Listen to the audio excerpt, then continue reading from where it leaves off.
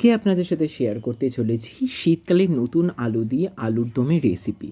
তো আমি আলুগুলোকে ভালো করে ছাড়িয়ে নিয়েছিলাম, আর মাসি এদিকে মশলার জন্য টক দই, জিরে, ধনে, আদা, শুকনো লঙ্কা পেস্ট করতে দিয়ে দিয়েছিল।